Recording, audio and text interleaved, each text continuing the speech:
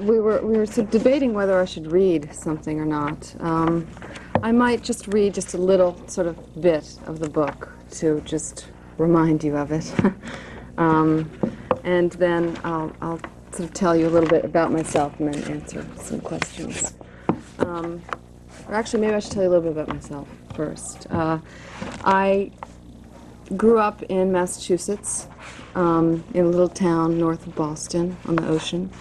The book is very sort of close to my own life, which is not something I like to say a lot, because I don't like to focus on the fact that that I've written about something that is sort of there, and all I had to do is just sort of put it down, because that's not the way I think of a book. I use the material in my life to sort of create something more, something that stands on its own and hopefully goes sort of further than just relating the events of one's life. I was always drawn to writing. In high school, I used to keep journals a lot, I mean sort of obsessively. I found that it sort of helped me find out what I thought about things. I was very mystified by the world in general, and just somehow writing things down didn't necessarily make things, well, it made them easier a bit, but just to be able to put a few words around feelings I had somehow made things make a little more sense. So I wrote, and I sort of wrote poems, kind of prose poetry, and besides finding out what I was thinking and trying to express myself, I also found a real pleasure in being able to just evoke things. There's something that words can do that is really sort of astonishing to me, and so I liked being able to capture something with words. It seemed to sort of make things that in life were very important to me that didn't have any form. It sort of gave them some form. So I wrote throughout high school, throughout college. In college, I took some workshop classes, which mainly were just discussing little stories. I'd written little bits of things with other students who were doing the same. And studied literature. I read mostly 20th century, kind of contemporary, or, the last 50, 60 years. So that when I got out of college, I realized that I didn't have a very strong background in literature. I didn't know much about 19th century, 18th century, and sort of back. And I wasn't even aware of what gaps I had, how much I didn't know. So sort of against my instinct, I went back to graduate school. I didn't really like school too much, even though I sometimes teach now myself. But I found that it wasn't, being in a classroom didn't really seem to reflect the kind of feelings I had about writing, which had to do much more with exploring life, basically. But I went back to graduate school to study writing, and hoping that I would see where all my gaps in literary background were. There's still, I don't have a classical scholarly background, but I've slowly been working my way through the great books in literature. But all the time I was writing, and I have, I pretty much would write every day. Sometimes, mostly it was, my feelings just pouring out. Sometimes it would be what I had done that day, and sometimes I would start getting toward trying to write about what I had done to make it like a little scene, instead of being something that I was just pouring out, something that maybe if someone read, they would understand what it was like. I'm up to about, number 67 on my journals. So, and that's just in the past, 12 years or something. So, or not 12 years, God, longer than that, I guess, almost 20 years. And I sometimes use those journals when I go back and I'm writing, not so much to sort of lift material from them to put into my stories or my books, but to see how something I've written if it really still sort of lives after I've written it, if it does evoke something. So I see certain things that work in writing or not. There's a lot that you can learn about how writing works, which is partly what you study in workshops and stuff. So in graduate school, I had been writing a lot of stories that were sort of imitations of other books I had read that I liked. And in a way, I felt I knew it didn't feel, I cared about what I was writing, but it wasn't coming from deep within me. And partly because I thought, number one, it's not very interesting. I mean, who cares? I felt like I knew my life well, which the older I get, the less I feel that. But I thought, well, that's so usual. Who wants to hear about that? And I wrote one story. It actually, we had to bring stories into class. They would be Xerox, so everyone in class, there would be about 12 people in class, would get one, they'd go home during the week, read it, would come into class and discuss it. So you had 12 people very carefully going over your work.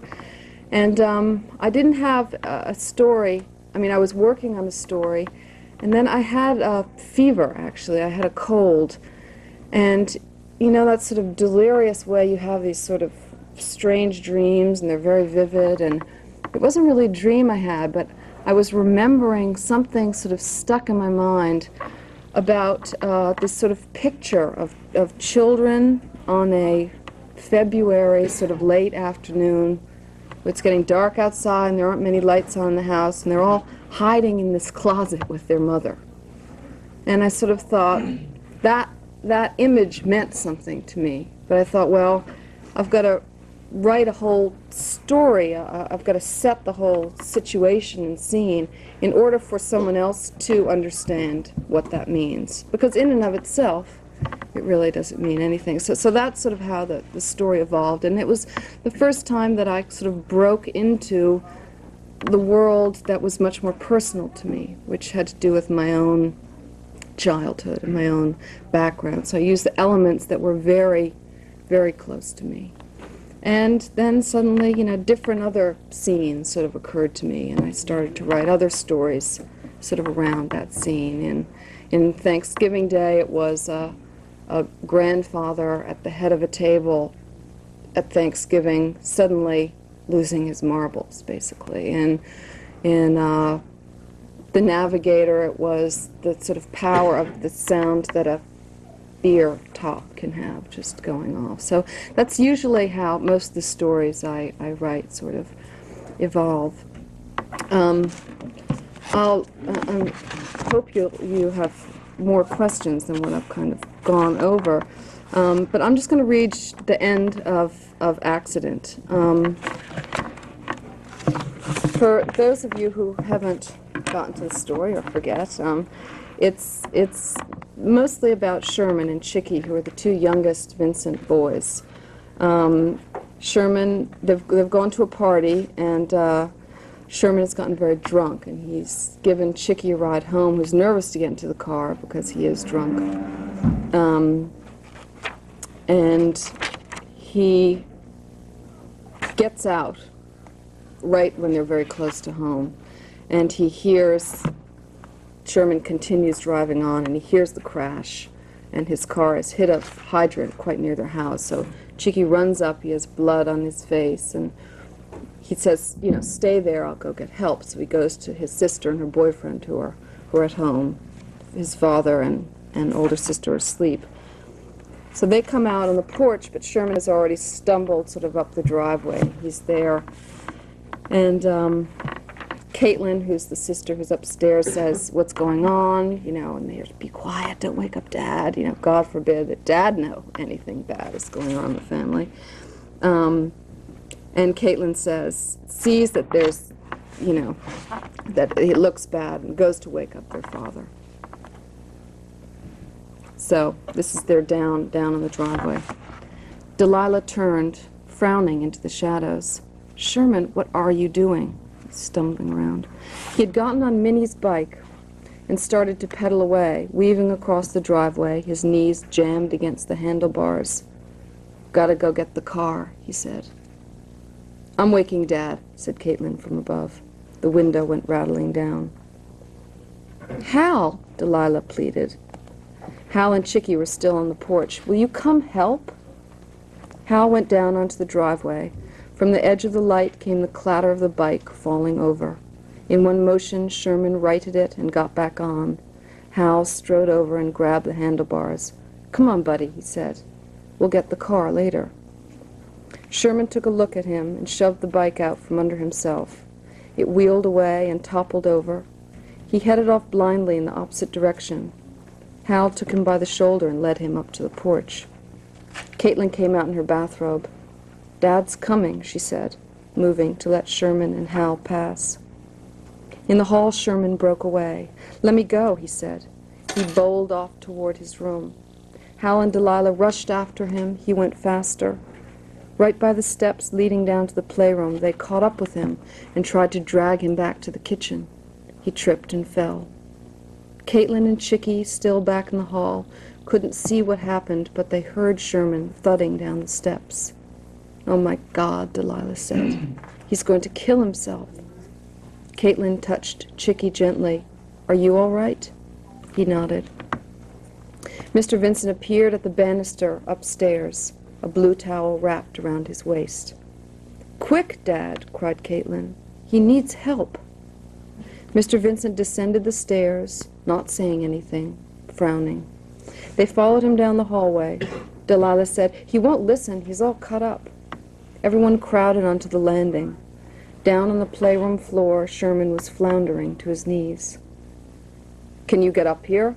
asked Mr. Vincent, staying at the top. Sherman peered upward with measuring eyes and gripped the banister. "I want to talk to you," he said, enunciating each word carefully. "Come up here, then," said Mr. Vincent. Sherman hauled himself along the banister, which was an old oar. His father said, "Are you drunk?" "Yep," said Sherman. Mr. Vincent turned to Chickie. "Where's the car?" "Down by the Singers. He hit a hydrant." "You okay?" Mr. Vincent said, not as a question. His chest was the color of a pale crab shell, yellowish and soft. Chickie's eyes welled up. "Uh-huh." Sherman said, "I want to talk to you." When Sherman got drunk, he'd get this thug voice. "Let's take a look at that cut," said Mr. Vincent, heading for the kitchen. "You might need stitches." Mr. Vincent snapped on the light and went around the table. Delilah tried leading Sherman to the sink, but he brushed her aside, looking only at his father. He leaned heavily against the counter. Delilah stamped her foot. "Will you let me?" Sherman kept glaring at Mr. Vincent. "You're my father," he said, oblivious of everyone else. Caitlin and Chickie hung back by the calendar. Delilah said, "Dad, will you tell him to let me wash it off?" Caitlin hugged herself. The bathrobe she had on was an old one of Mum's. "I think we should take him to the hospital," she said. Sherman's voice was eerie and low. "Are you my father or not?" Mr. Vincent sat down at the head of the table. "Of course I am," he said in his nervous, deep voice. He rested his elbows on the table, locked his hands, and rubbed his thumbs together earnestly. They all waited, staying very still. "Then you should act like a father," Sherman said. Everybody looked at him, then at Mr. Vincent. He pushed back his chair and sat up straight as a rod, the way he did when he was demonstrating posture, and firmly planted his hands on his bare knees. He looked at Sherman and waited. The thug voice was thick. "Then why don't you never act like it?" Mr. Vincent stayed stiff. "Like what?" Sherman stared at him, his head set. Delilah touched his arm and whispered Sherman, but he wasn't hearing a thing. Mr. Vincent stood up. "You're drunk," he said. "I'm not going to talk to someone who's drunk." He tried to go between the table and the counter to leave, but Sherman grabbed his arm, pinching it, making white marks. "I want to talk to you," he said through clenched teeth. Mr. Vincent yanked his arm away. "Now cut this out. I'll talk to you when you're sober," he said, disgusted. He hurried out of the room, bumping into stray chairs on the way. All the children turned in the direction of his diminishing footsteps. Then from Sherman came a kind of wail, a hollow cry like something heard out on a marsh, and he looped around at the waist. Delilah tried to calm him, her hands fluttering around as if she were chasing after a bird that had gotten into the house.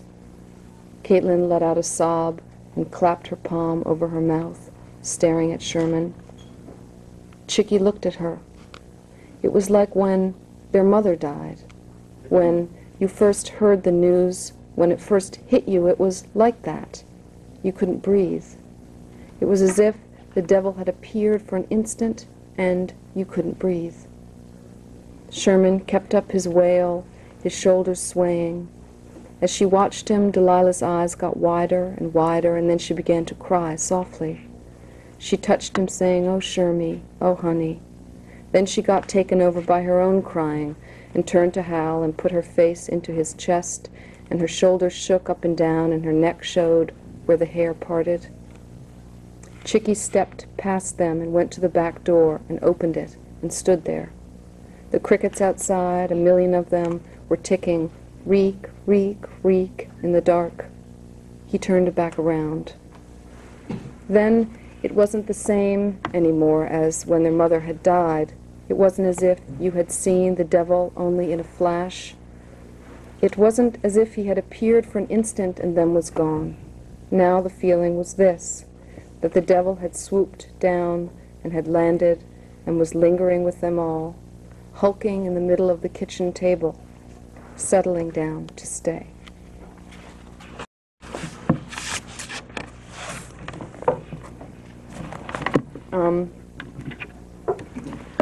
I understand that you've all been sort of looking at this book in terms of the sort of depiction of alcoholism in it. In a way, that last image of this, the devil sort of planting himself in the kitchen table, could be switched into a big sort of bottle, putting itself right down there, because there is an aspect of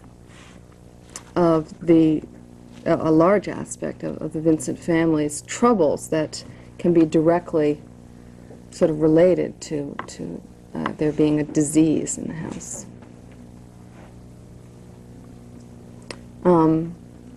Are there any questions whether to do with that or anything that you thought about when you were reading the book? Or yeah. How much of the book is like your real life story? Well, that's a question I get asked a lot. It's a hard question to answer because what it's asking for is how much. It's a quantitative thing, you know. So do I say, you know, do I answer it by saying on page 87 it's about 35%, or there's only 2% on page 95, you know. I can say all of it, I can say none of it, in that it all came out of me, this book. And someone could look at my life who knew me and knew my family and say, oh yeah, it's just like that. But the actual events in the book, if we're sort of comparing them to historical events, there are only a couple of 2 or 3 things that actually happen in the book that really sort of happened in life. I mean, I did a lot of mixing around.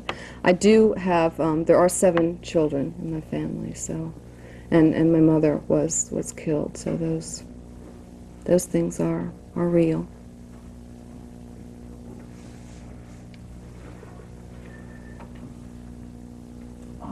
In the book, the mother was like meeting this guy or something for a while. Did they have? We talked about this for a while. What was going on, yeah, Mr. Kittredge? Were they actually having an affair? Well, do you think that Rosie Vincent is the sort of woman who would have an affair? Mm-hmm. Well, you do. It's not usually the answer I get, but yeah. Some things we talked about, like she wasn't getting much love at home or anything from her husband, and this guy was like, he was being real nice to her, and, you know, doing things that her husband hadn't done, and we thought that maybe that would, she'd fall in love with him first. Well, I think there's definitely some kind of a romance going on. I think it probably, I mean, Mr. Kittredge doesn't seem like he's necessarily starved for female attention. He's got his sort of guests, around. So probably, it would be something, his attention meant more to her than it did to him. But like, was the little baby, That's weird. Minnie, was that Well, her father's? Is that Because Rose's wife? There's some reference to like his hands and stuff, like these don't look like, or these look like his father's hands, and when she referred to but what is that reference? They're just like her father's hands. but when she, But I mean, is that saying who the father is? well, in a way, because when she addressed Mr. Vincent, she used to call him unks or like it's not usually like your father. Mm-hmm. So it could be like another man or something. Well, would she point out that the hands look just like, her father's to her children if she didn't think that they were like the father they knew? Yeah, maybe. Maybe not. The sort of 9 months before Minnie is born, there's a little reference to sort of the heat wave that's happening on the island, and she actually at that point has had this shock of sort of seeing Mr. Kittredge with another woman in the carriage, and does not go to the sort of barbecue. And what I was sort of, I wanted it to be a little, up in the air so you would wonder, but sort of finally my intention was that, in a way, she who had sort of thought she was not going to have any children anymore, feeling that this sort of attention, however much it was, I don't think really sort of matters. She obviously wasn't considering leaving Mr. Vincent or anything. It was just she was getting some kind of romantic attention from a man. That once that was sort of severed, she got pregnant again to have another child, to sort of fill that place. It's like her children filled that. It was only when they were sort of getting old enough that did she start to sort of respond to another man. And I think it was that things didn't quite work out as far as I was concerned, so she had another child. Well, like, who is the child? It's not Mr. Kittredge's, is it? I don't think things point to that, no. I think it's... Well, I kind of took it that way when I read it. Yeah. Mhm. Well, it's... sort of hard to tell. It's more or less up in the air. Mm-hmm. Yeah. How did you come up with the name Monkeys for the story? For the book? Well, it's what the mother calls all the little children, and the association I liked was I wanted to focus on the fact that it was about the children. I didn't want to call it family. Call it hiding. I could have called it hiding, but and that was a possibility. But I liked the hiding was less strong of a sort of word, or of a monkeys is a noun. Hiding is like a gerund. It's not quite a thing. It's an activity, or and I liked also the association of monkeys of being like where we evolved from the apes, and monkeys are sort of struggling to sort of be human, I guess. Those were the two sort of associations I had. Why did you start off slow and then get a little bit better? Maybe you just got used to me as you were reading it. Well, it starts off told from a little girl's point of view. So it's not, the narrator isn't sort of back far saying, here's the whole story. It's a little girl's saying, the way a little girl would sort of perceive things. We always do this, and we have fun, and actually pointing out in a way that I think children do pick up, though they don't quite process it, so they don't know what they're seeing. They're noticing that, wait a sec, Mom and Dad aren't really kind of talking to each other, or, well, Dad didn't come look for us when we hid, but, you sort of, it bothers a child to the point, but you don't have the sort of emotional language to go past that explanation. So I wanted to sort of get into a child's head and sort of say, okay, this is the sort of place that they're sort of perceiving things from, and then sort of pull back a little. When Mr. Vincent got remarried, did he stop his drinking, or did it get worse? I mean, in the story, it seemed like he wasn't drinking as much. Right. Well,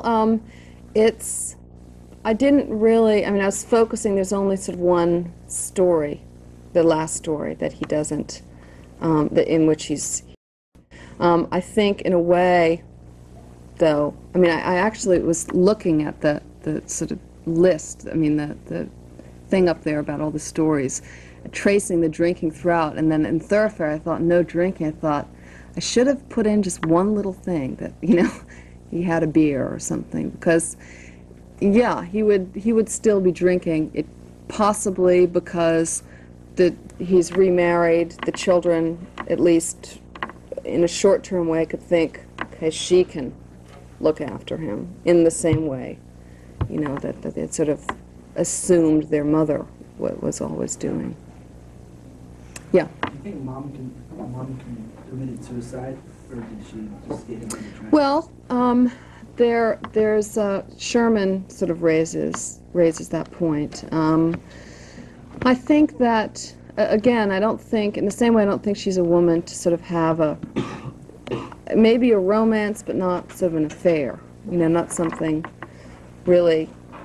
I think if she would have it, she would sort of leave the family, or I don't think she's a suicidal person. She was a very positive person. In fact, that's a lot of what not got her in trouble, but a lot of what makes for confusion in the family, because she just did not want to look at the bad things going on. So the children grow up, which is what happens in alcoholic families, thinking, well, I feel like something weird's going on here, but then I look at, my mother or the sober one, and she's acting like everything's fine, so maybe I just don't have the right idea about it. So you're giving kind of a false message to the children.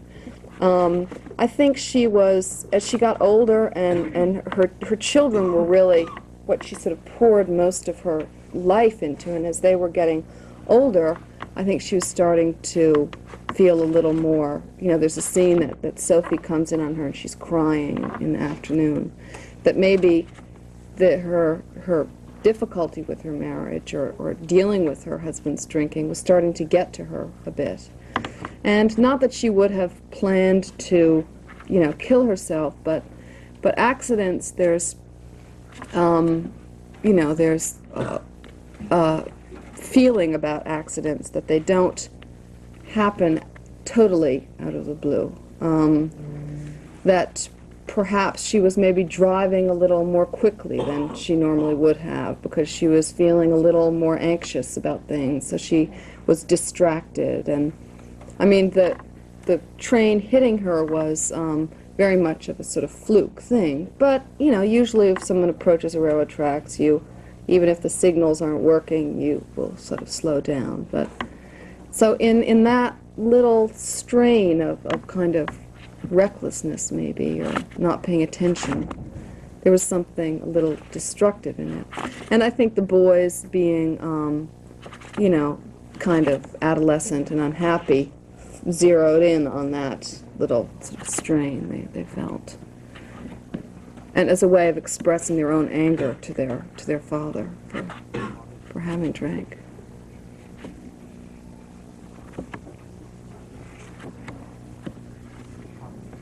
Talk some about the image of Sherman described as sipping a joint, Mm-hmm. and just wondering if it's obvious that you're trying to connect that seeming addiction with the father's. Is that a lot of your agenda to show?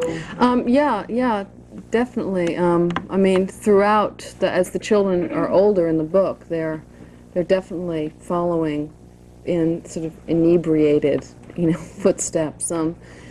It's interesting that Sherman, who is very sort of the most shy and retiring of the Vincents, needs to get drunk, or in getting drunk, confronts his father in whatever sort of indirect way. I mean, by accusing him of not being a father.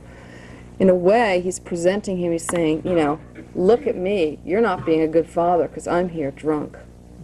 There's there's definitely that message. I think for children of alcoholics, there's there've been all these,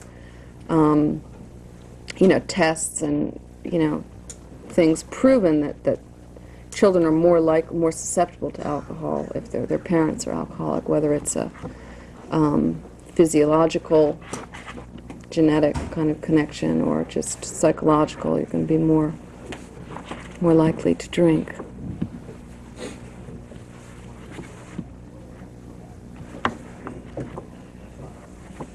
Anything else?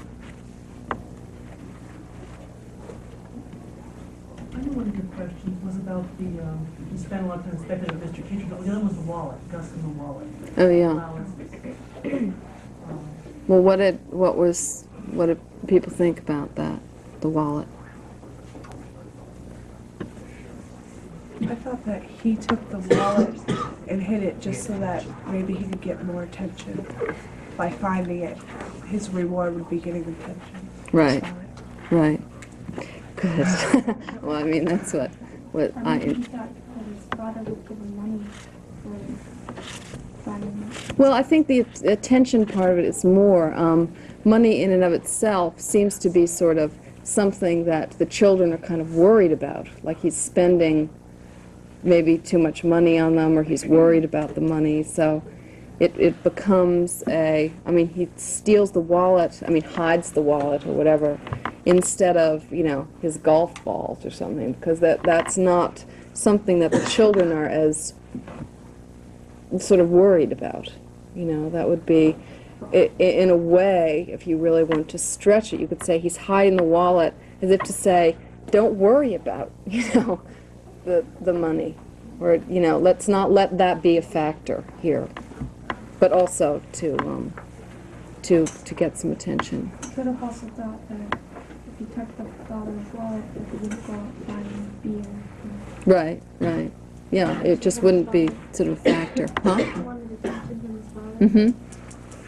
Well, that's in a large family, I think that's a big thing that children are sort of always vying for attention. I mean, if, there's 6 kids very close together in age, and one parent is relatively absent, the children aren't going to be getting, each one, even if there's one child there, and the parent's an alcoholic, it would be hard for him to give the attention that child wanted.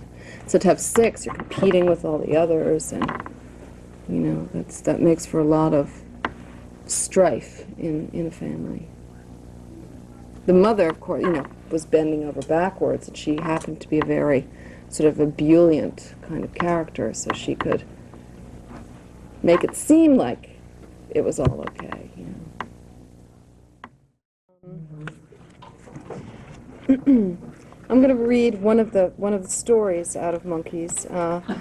The way I had conceived of the book when I wrote it was as separate stories that sort of belonged together. So the idea was that each chapter could stand on its own as just a story in and of itself. So even if you don't know the book, it should be able to just be a little story and sort of make sense.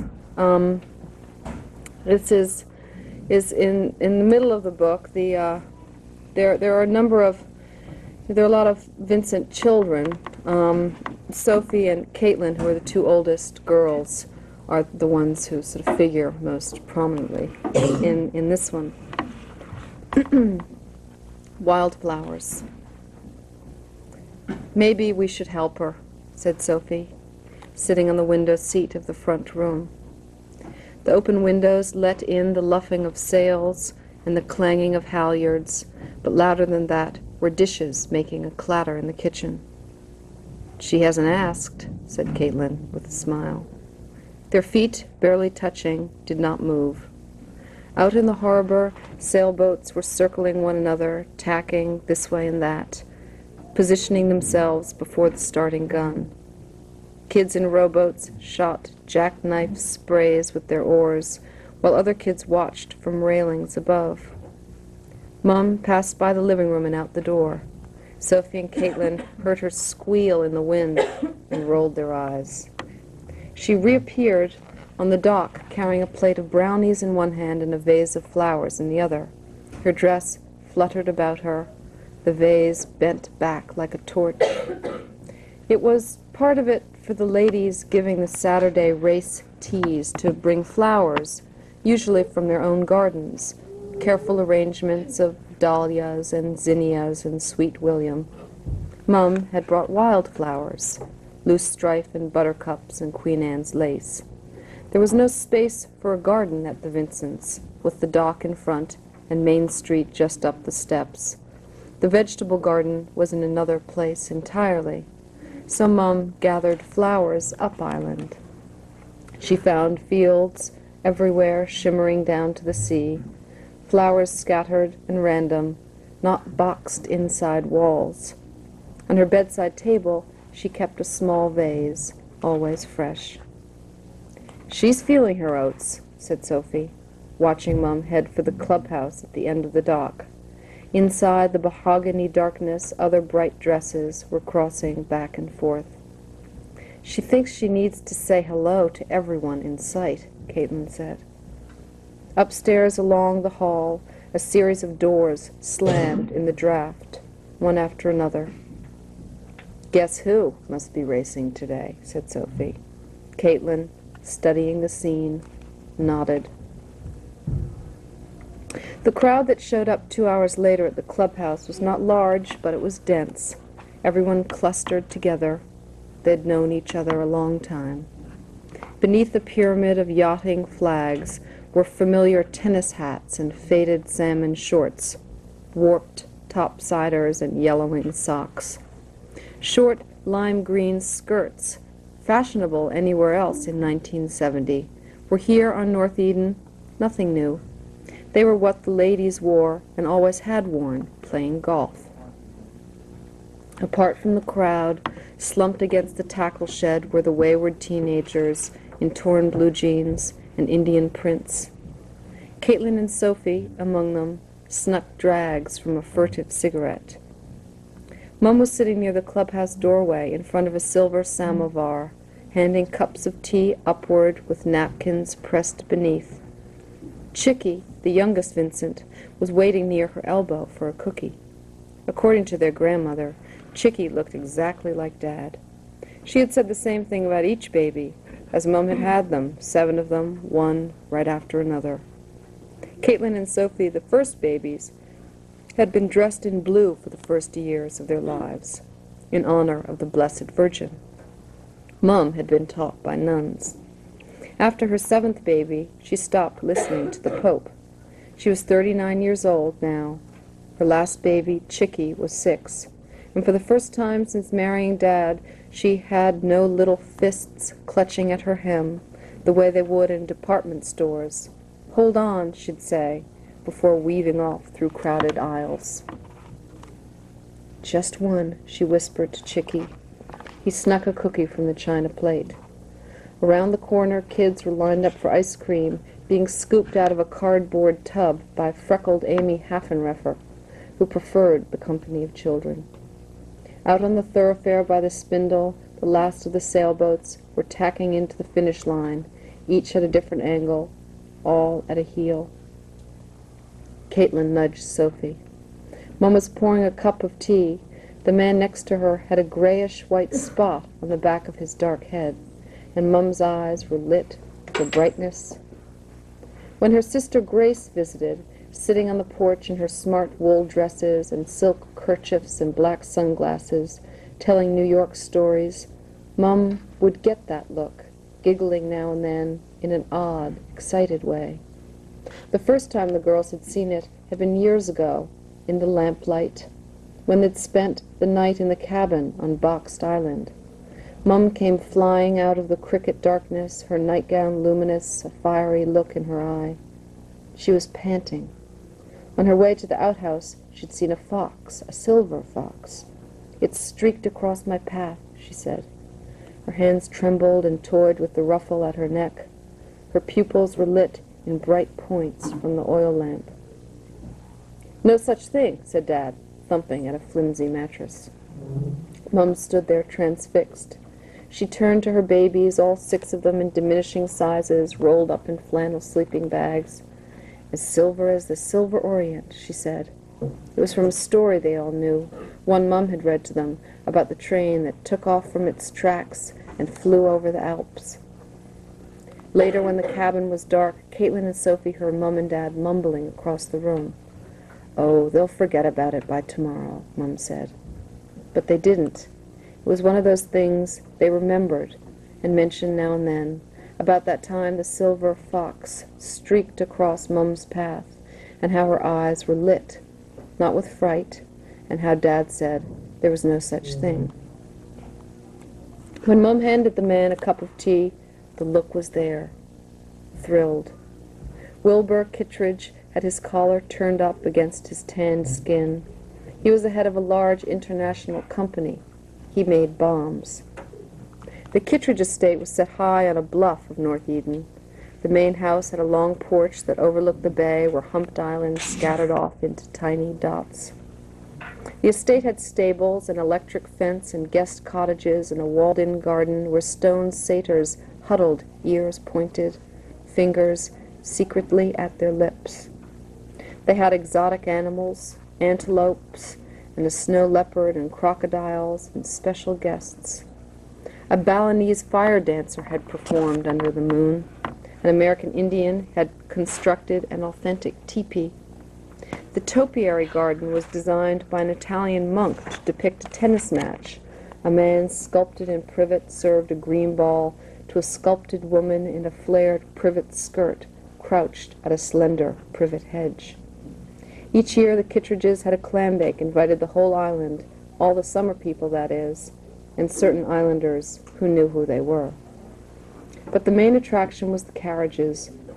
Wilbur Kittredge had over 40 antique carriages lined up in a special barn. There were scenes painted on the shiny doors, polished brass railings, leather seats and velvet seats and fringed surreys with wicker sides. When Dad was home in Marshport during the week, Mum went on rides. Wilbur Kittredge was a special friend of Mum's. Over the years, he'd sent her presents, strange items from strange lands. One package held an odd wreath of shellacked flowers, which Mum hung over the mitten basket. Caitlin and Sophie knew that if Dad had given her something like that, it would have gone straight to the cellar. Some things just weren't Mum's taste. When his first son Gus was born, after 3 girls, Dad brought Mum gladiolas. To make it worse, they were yellow. His presents made Mum bite her lip. There was a whole world of things, not me, or a little off. Dad learned to leave the sales slip in the box. The teenagers were discussing various figures in the crowd. Old Will Kittredge is looking pretty dapper, said Westy Granger sullenly. Is your father up? Asked Tricia Holt, who had painted a rose on her cheek. Everyone on the island minded each other's business. You always knew who was up or not. Everyone knew that Wilbur Kittredge's wife was at a spa in California. He got up yesterday, Sophie said. He's probably at the garden. The vegetable garden was in the middle of the island on a bit of land their grandfather had bought long ago. The garden was one of Dad's projects. He'd grown the plants from seed in soil cubes that sat on a green plastic tray in the laundry room. He studied each seed as if it were a jewel, releasing it and brushing the dirt over with his baby finger. Each night he brought back something for supper, small clubs of zucchini, ripe tomatoes, string beans with their raw fiberglass skin, and carrots luminous under creases of dirt. Dad had other projects. For after dinner he liked to carve small birds. He was rebuilding the back walkway. There were mooring lines to be spliced onto buoys. When they were little, Dad built a lot of things: a bicycle hutch, a playhouse down in the woods, a treehouse with 3 separate platforms. Whenever a new baby came home, he built something for it. He constructed a bassinet with a step around it so the girls could stand and watch while Mum gave the baby a bath. They watched her fold the diapers fiercely, her eyes with an intent glare, clenching pins in her teeth, pins with plastic tulips on them. To Caitlin and Sophie it seemed there was always a new baby. When it came home from the hospital, Caitlin and Sophie dressed up as Indians and made cards for Mum. The bundle got picked up and put down, and when it was left in its carriage, it lifted its head to stare at the back. Caitlin and Sophie looked into the black carriage at the baby's head, bobbing around like a buoy, staring at nothing. It could stare at nothing for hours. It was in the baby carriage that Frances died. She was the 5th baby. Only Caitlin and Sophie could remember it, being 6 and 5. It was in the afternoon. Mum came home with shopping bags, crinkling, wearing her Boston suit and with her hair in a puff from the hairdresser's. Delilah and Gus were there. Everyone always came running into the hall when Mum came home. She picked baby Frances out of the carriage where it was parked on the porch. Mum went tucking at the baby's throat. Suddenly she was in a hurry, pulling the baby tight to her, touching the baby's face. The kids all look. Mum spat out, "Get down in the playroom," more mean than she'd ever yelled before. They weren't important anymore at all. Mum ran into the TV room, and Caitlin saw her put her mouth on top of baby Frances's mouth, trying to dial the phone at the same time. Then she slammed it down and went tearing out the hall and down the steps and onto the driveway toward the Birches. The next day and for a while after, the driveway was filled with cars and the house with people. Caitlin and Sophie found ashtrays next to their toothbrushes in the bathroom and teacups on the piano bench. Baby Frances, they were told, was now in heaven, and the grown-ups looked down at them as if they didn't understand. There were flowers everywhere, baskets on tables, pots on the floor, carefully shaped pyramids, and clipped round globes. One day, Sophie saw Mum sitting alone in the living room, where no one ever was, on the arm of a chair in a slouch. Her thumb moved slowly up and down her elbow, smoothing it over. Downstairs in the playroom, Caitlin said it was because Mum still missed baby Frances. Sophie said she did too. "Well," Delilah said, "I'm not going to die." "You have to," Caitlin said. "Everyone in the world has to." "Not me," Delilah said, pressing her eyelashes down. "I'm going to be the first one in the world not to." "But that's impossible, Delilah." "Just wait." They were all drawing pictures of the family, cards to give to Mum and Dad. You lined everyone up according to age. In the sky they put an angel with a halo and wings and black hair for baby Frances. The next baby, Sherman, came less than a year after. He was a bad crier. He had a long, high screech that would suddenly stop as if a switch had been thrown. After a long silence, he'd launch again into even higher wails, gasps to make up for the time spent not breathing. Among the tea drinkers on the wharf was a trio of strangers to North Eden. 2 swarthy men and a statuesque blonde woman near the sail closet. They looked European. "Kittredge house guests," said Westy Granger. "I bet they're folk singers," said Tricia Holt. "They look like Peter, Paul, and Mary." "More like a Swedish movie star," said Westy's friend with the long hair. "Quite a T-shirt on her." "The mystery woman, perhaps," said Westy. The other night they were careening home from a moonless party at Blind Men's Beach when they came upon a dark carriage clip-clopping along the middle road. Red lamps were swinging from points up front, and there were 2 silhouettes under the fringed awning. The car slowed down and pulled to the side, and everyone looked.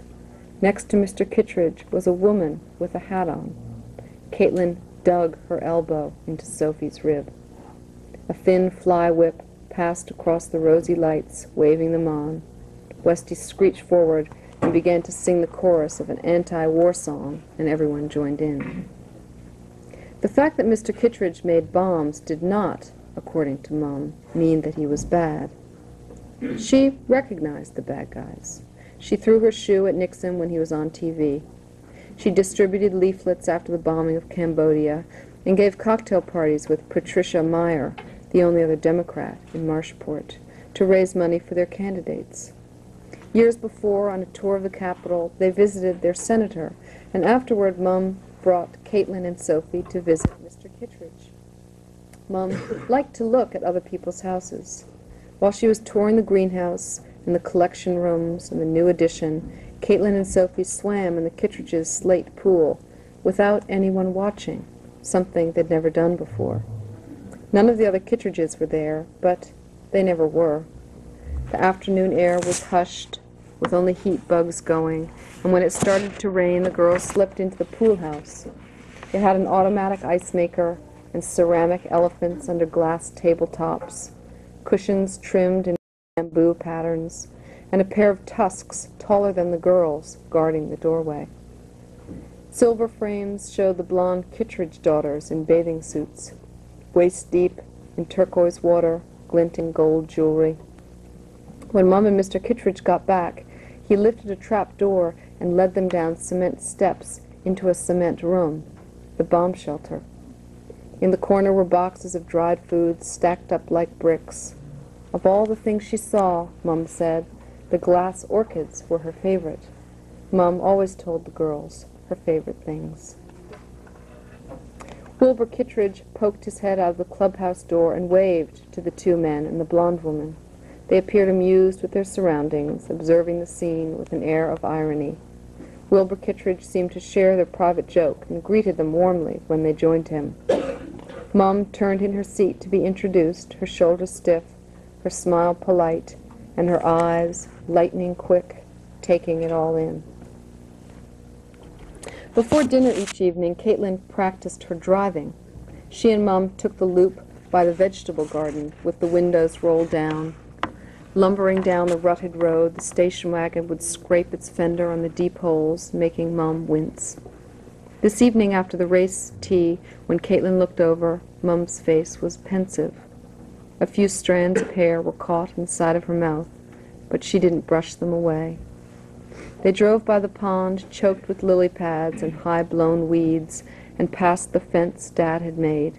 He'd also built a hitching post at the parking place, and when they rounded the corner, they found it occupied.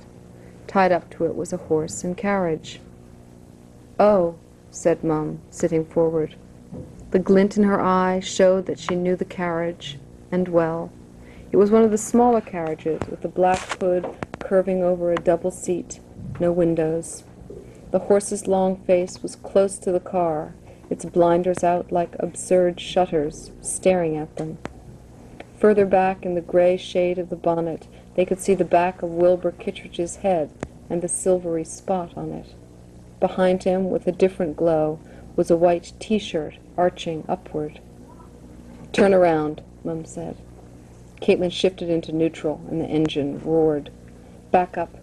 Mum was looking everywhere but forward. The car went stuttering backwards in jerks.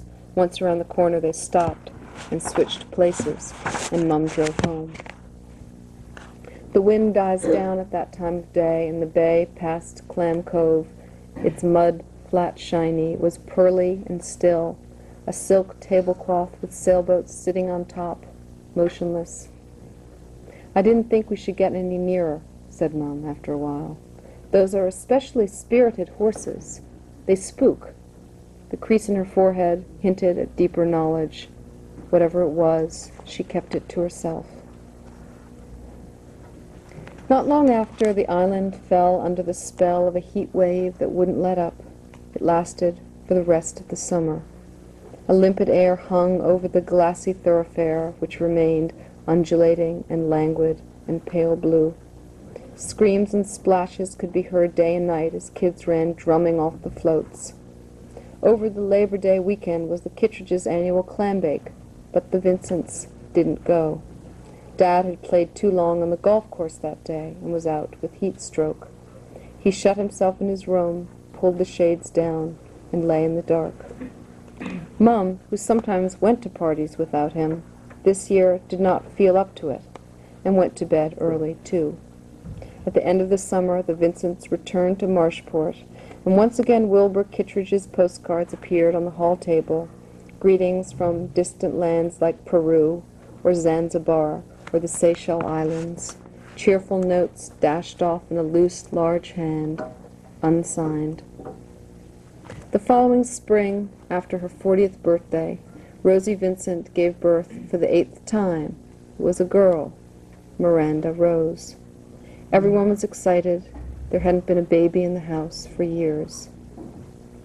Mum sat up in bed in her pretty nightgown, flowers behind her bordered in fleur-de-lis, holding her new treasure.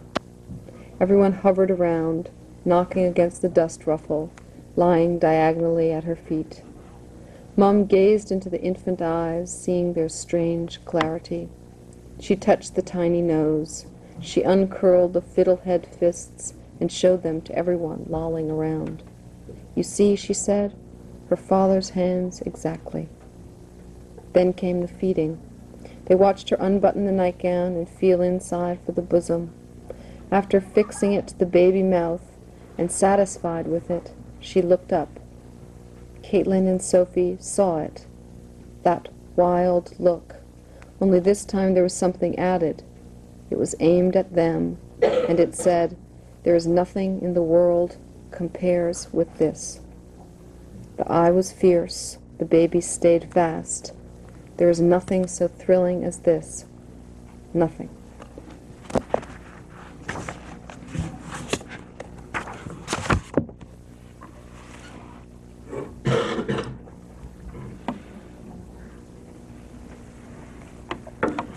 So,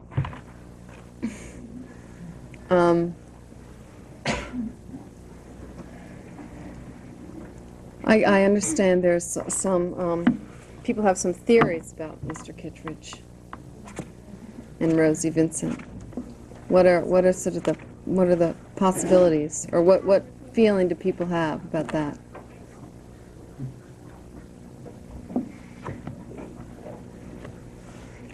Come on, yeah? Do you think she did? How many people think she did? How many people think she did not?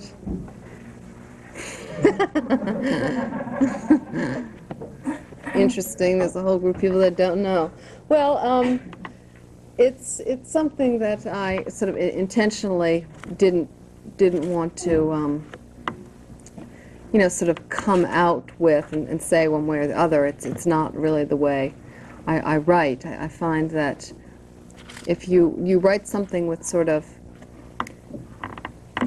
places, kind of gaps, that the reader will necessarily have to fill them in and will be sort of more involved in the reading process. So that was intentional. I don't, I mean, do you feel that Rosie Vincent is sort of the type of woman to have an affair?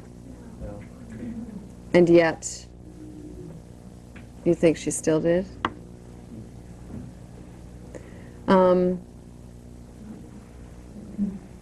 It's well, what's the evidence of it? I'll put it that way. Wild look in your eye. Yeah, but you can have a wild look in your eye when you see a movie star. I mean, that doesn't necessarily. She definitely was intoxicated by this man, and he was. He sends her postcards. He takes her riding in his carriage. He's flirting with her, certainly. I just wonder, I mean, is there really evidence? I mean, the leap is obviously, oh, well, so they're flirting, therefore they're, like, doing it somewhere, How about the reference to the hands? The what? The reference to the hands? Yeah. She wouldn't marry the hands that she did marry, but she loved the baby's hands. Well, but if her husband's hands were sort of something do you think she'd point out to her children, look at these hands, how they're not like Dad's? I mean, isn't that sort of an indication that these are the hands that they would all know?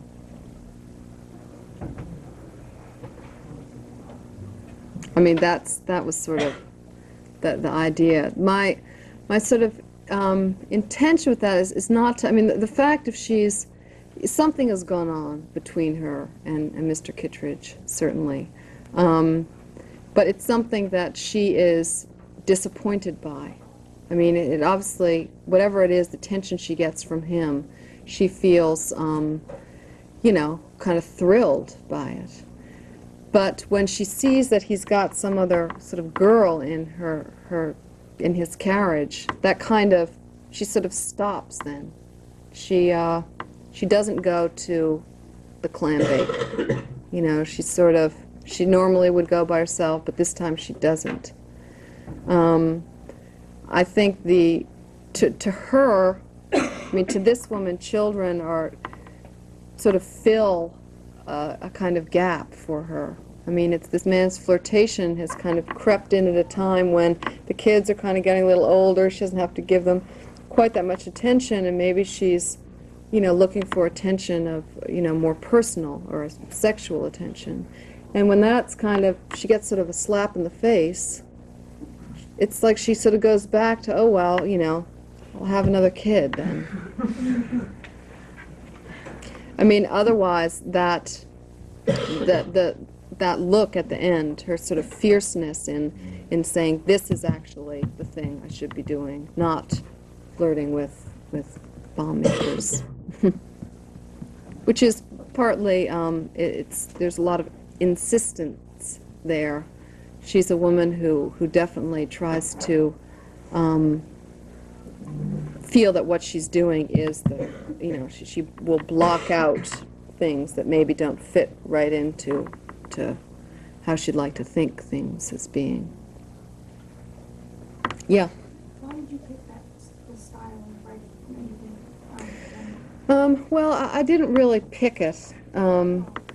I've been, you know, sort of writing, as I told a few people already before, writing for a long time, since I was, you know, your age in high school.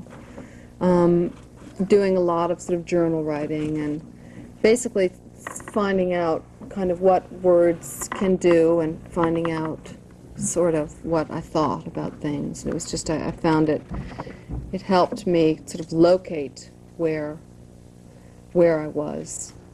I mean, that sounds much more absolute than it was, because I certainly didn't know where I was, but helped. And how a style of writing sort of develops is kind of mysterious in a way. There are certain things that I like in a style, I mean, just taste-wise. I prefer things to be more spare.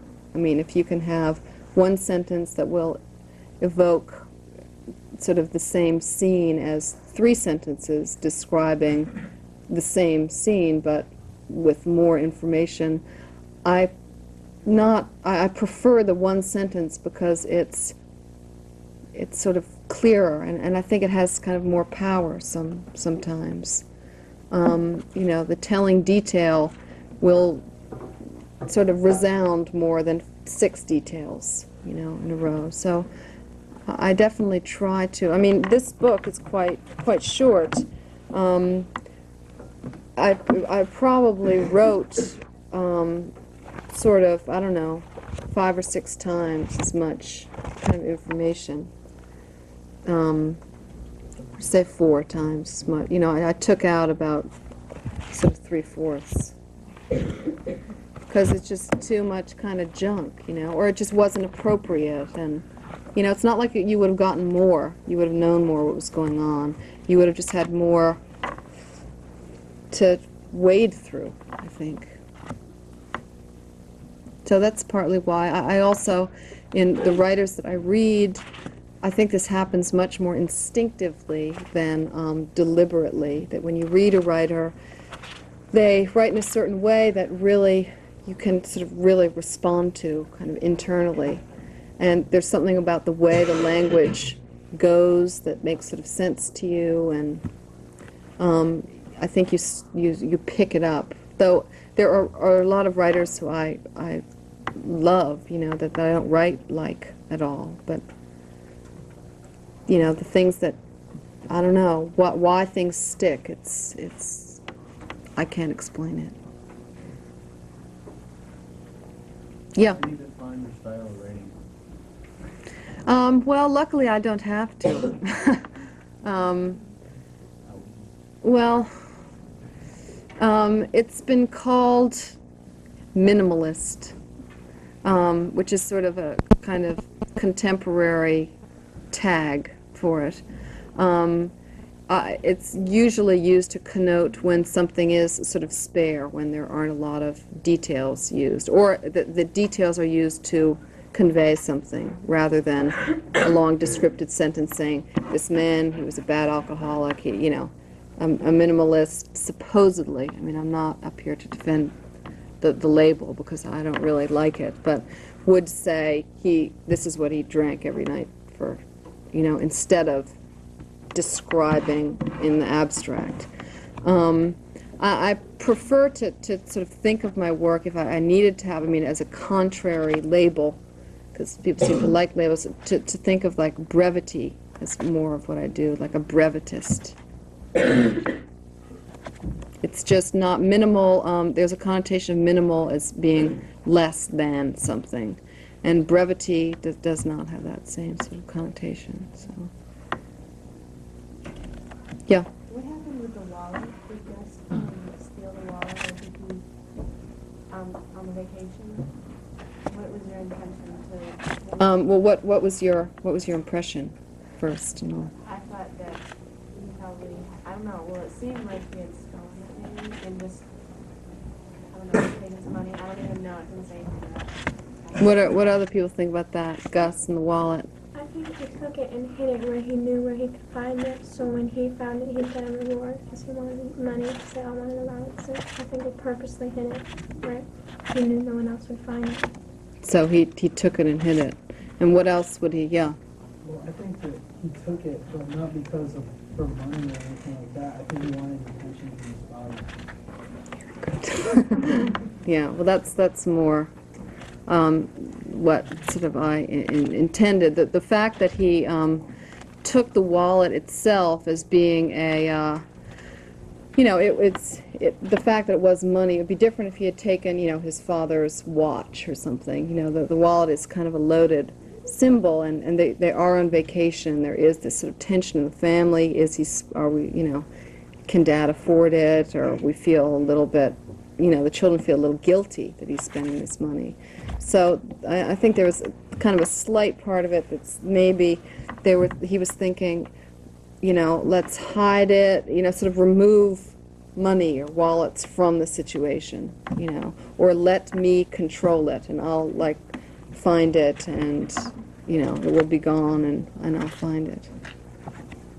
Children do a lot of things like that they certainly aren't aware of. They may be aware of the fact that they're trying to get some attention, but they usually aren't aware. They're sort of instinctively very sort of right on. For him to choose the wallet is sort of symbolically perfect, because that is what everyone's, getting anxious about. But he certainly wasn't, thinking that through consciously. Yes?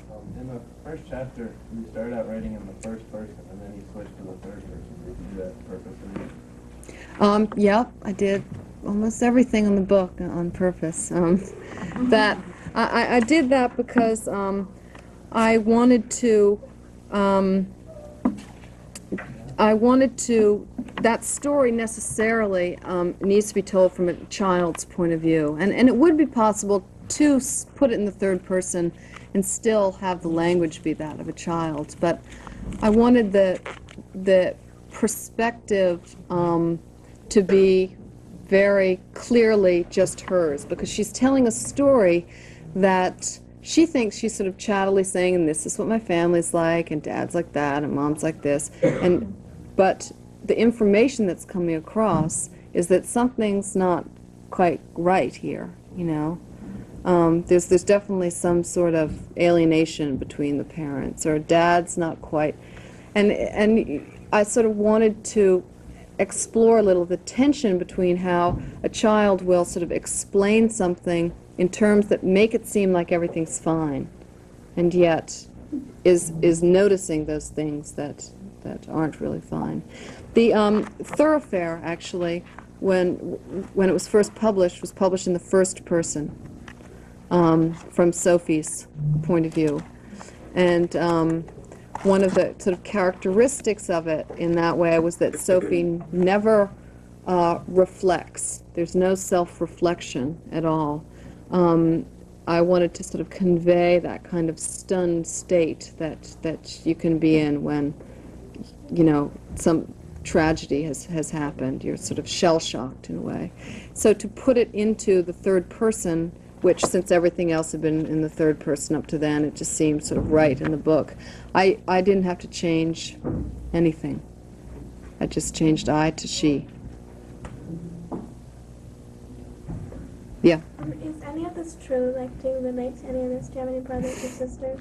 I relate to a lot of it. None of it's true. It's all fiction. It is all made up. That is to say, every sentence in here I made up. You know, there weren't any sentences out there that I took and put down. As far as it being sort of resembling my life, it resembles my life a lot. I mean, I used to say it's, you know, it's just total fiction. And because I sort of feel that that's an important point to always hold up with a book, that when someone writes something, whether you can see where it came from in the writer or not is really kind of beside the point in terms of the book itself. There's a strange sort of reaction people have that if it did happen in life, then it's, oh, well, then you just took it out of life. So, and if you made it up, it's something sort of more surprising if you made it up. Well, usually I've found if you make it up in a way that there's nothing you're sort of drawing on that resounds for you as being real, it just doesn't resound there either. You know, there's something, it shows when something is, you know, you're writing about something that you've seen in a movie, or, you know, you don't really know it, whereas things that you do know, you can try to find the details in it that you've never seen anyone else write about.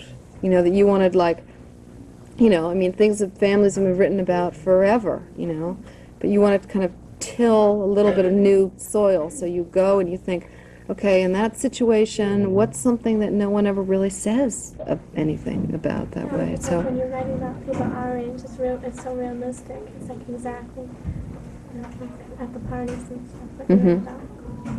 well, it's nice, but it's choosing things out of those details, really. That's where the work happens. But it's very, yeah, it happens to be very close to my life, yeah. I have a lot of brothers and sisters.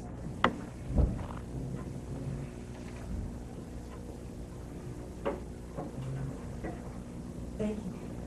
Welcome.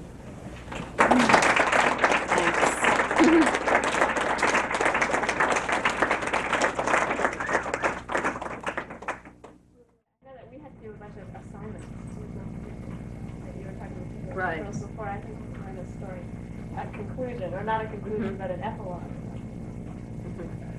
How do you, I'm sorry if I'm going to be repeating questions that you've been answering all day, but how do you first go about writing something? How do you start? Do you do it 5 hours a day?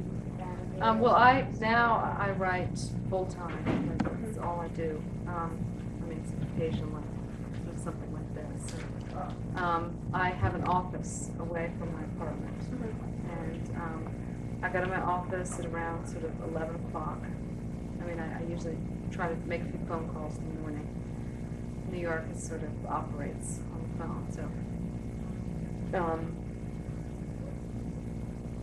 and I'm there at my office till about sort of 5:30 or 6. So I sometimes go to a place to exercise for like an hour in there, and I'll have lunch and read the paper, but pretty much I'm just in that room. So that will probably be 2 to 4 kind of solid hours, right? Even though I'm in there 7 hours, 6 hours. And there's always sort of other little things to do. But, and when right now I'm working on a novel, so I just, it's pretty straightforward kind of where I left off yesterday. Not that it's all linear, because I don't really write in a linear way. I've written, I can write the end, and I can write the middle, I can write it. I don't wait to see what's going to happen, but I wait to see how the scenes will unfold. Are the various chapters going to stand on Monday? No. It's much less kind of dramatic story being told. So it's that's one of the things I'm trying to do is make a sort of person's life that is not dramatic somehow interesting. Because I think most people have dramatic things that happen to them, but what goes on sort of every day in their lives is somehow, it's more what we experience all the time. When I write stories, though, I usually have an image in my mind that somehow is just, it's like a thing behind my forehead right here, or sort of off to the side, I can kind of half see out of the corner of my eye. That is the unifying force of the story. And it's often not necessarily even in the story. It can be a memory in the story, or but no, I usually sort of build it around that. But I don't.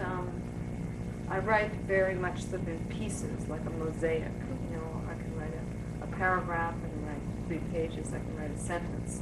It's going to go in there somewhere. Stew, and I have to mix it all around.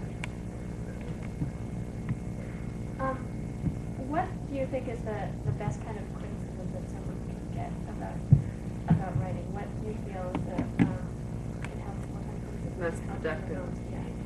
For like when you're working in progress? Yeah. I think encouragement is very important. I was just talking about this with someone last night. Even when you are, a published writer, and supposedly there are people who want to read your next book or whatever, you still really, to have someone who you respect say, I really, either reading what you've started, or you've really got to just keep writing, and it helps because there's no other place you can get that, than from other people. You can get inspired by, other writers you can read what they're doing, and it can really sort of fire you along.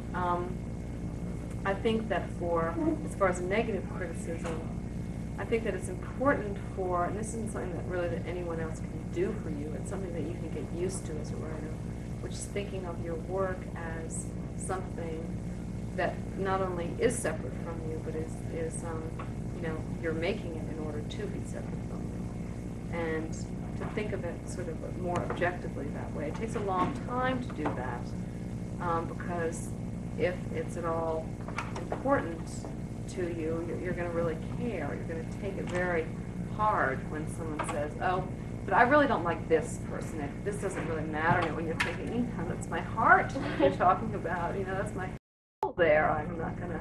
But, sometimes they're right. That's not appropriate for the story being told. And I think there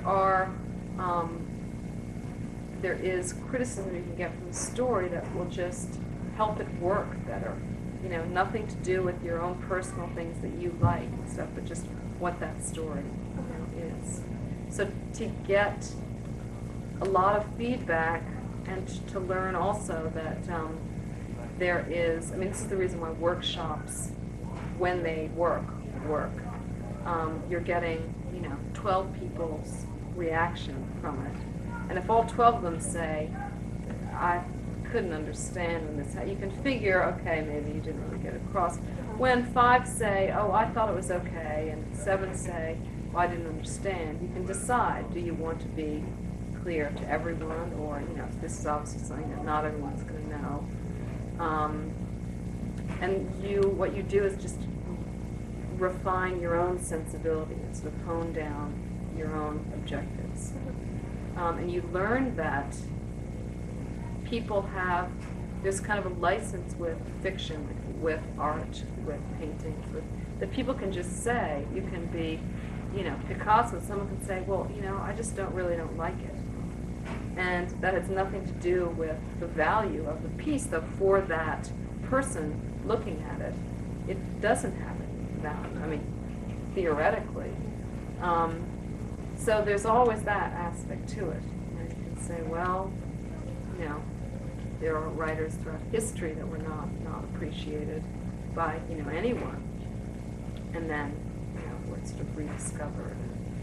So that's always sort of important to keep in mind, that no one has the final word. I mean, I have some people, editors that I've worked with, and whose opinion I really rely on a lot. And I've found them to be not so much wrong about things, but not to have gotten what I was trying to get at. And everyone else sort of got it fine. It was just one place that, maybe he or she didn't sort of see it. And if I had totally put all my eggs in that basket, I would have, sort of bagged. So you're finally, your own, that are relying on yourself. At what stage of your life do you think your writing developed? Well, I think, it's hard to say because it's so sort of gradual, a kind of development. I think probably when, I think Hiding was the first sort of real story I ever wrote, or the story that I first understood what it meant to kind of rewrite, and because I was really trying to get at something, and so I could go over it and think, and ask myself a question line by line, and say, what exactly is this evoking? Is this like one little, piece of a path? Is this a little flagstone that I do want to put down or not? And so you sort of just get used to doing that more and more. It took me, it takes you a long time before you can be very objective about it, I think. And being in school, that was helpful. Selling stories and then having editors go over them and sort of dealing with, knock this out. You're sort of, you get used to it after a while. Yeah. I think it's just, my advice would be to any writer or anyone who wanted to write is, number one, read a lot. Read sort of anything. That's what Faulkner said, read whatever you can get your hands on, whether it's trash or high art or anything, just as long as it compels you. And I would say also write a lot, because you discover things in writing that you was not, you can start writing something that's kind of at the front of your mind, and as you continue writing, you will discover things that you didn't realize that you were thinking, or you're following the thoughts sort of through. And you can discover a lot that way. You can also get a lot of other voices out of your system, other writers that you've read. You kind of try to write them out. I heard that you also do watercolors, like the cover to monkeys. Mm-hmm. Do you do that often, and do you think that you use a lot of the same energies and do you think you work in the same way when you write? Well, it's different. I think I definitely write, and I often will describe a scene in a visual way, and I think I sort of write visually, and that's partly because I have an inclination. Just because when I paint, I'm sort of, visually oriented. But they're different. I think because writing is sort of the thing that I'm supposed to be doing, painting is sort of more just of a joy in a way, you know. It has that thing that the writing used to have, which is this is like the secret thing I'm doing. I don't have to show anyone, and I don't have to get any like reaction from it. You know, it's just something that I like to sketch when I go on trips. You know, instead of taking pictures of scenery. You know, doing little, and so it, you know, can sort of evoke it in a way that's kind of personal. So I still, yeah, do that. Every once in a while, I feel like, you know, I'd much rather be a painter, but it's I'm not doing it. Would you ever want to do anything more professional with your painting? I don't know. I mean, you know, maybe if I just keep on doing it, and I feel that I sort of am doing something interesting, you know, I wouldn't mind selling paintings, but I don't know. I'll serve two masters.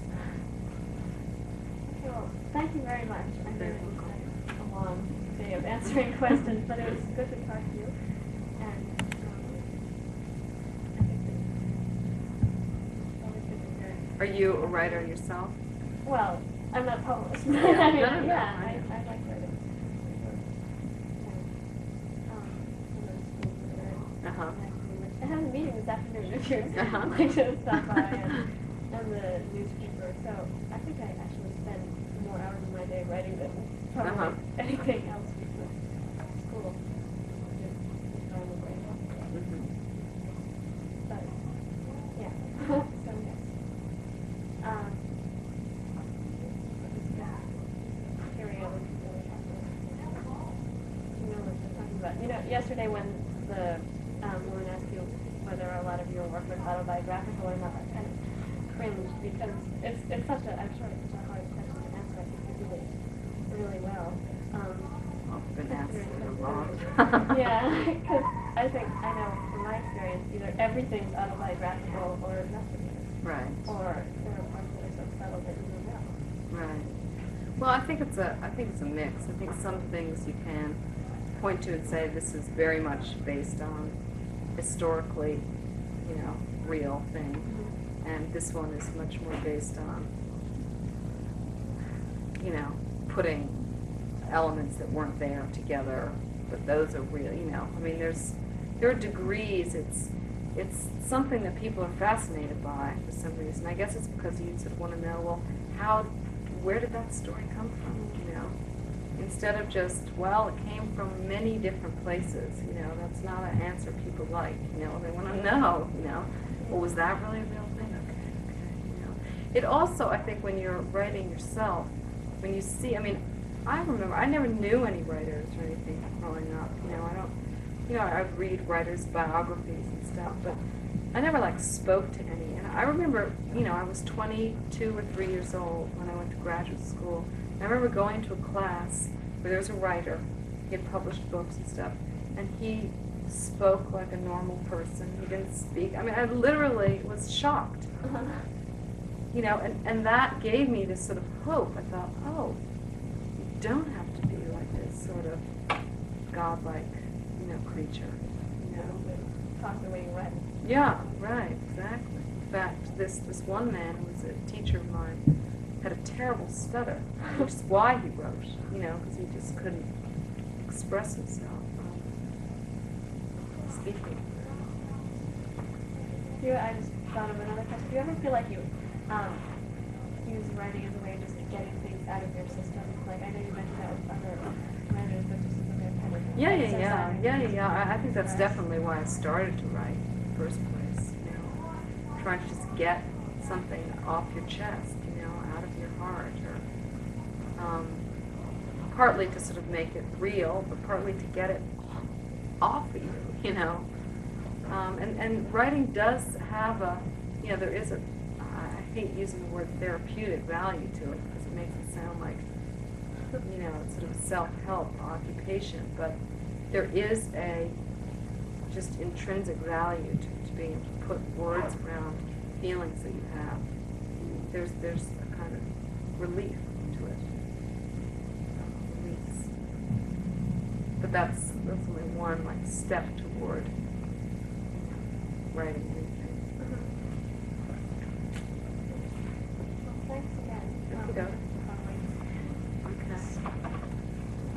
Was this a note to yourself? Yes, this was a note to myself. Today was a deadline for a writing contest that I could finally put something together for this morning.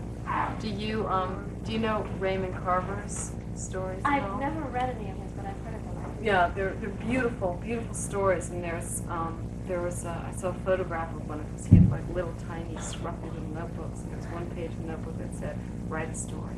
You know, I mean, this man, all he does is write. You know, that was his reminder to It's himself. easier to write with a next day deadline. Right.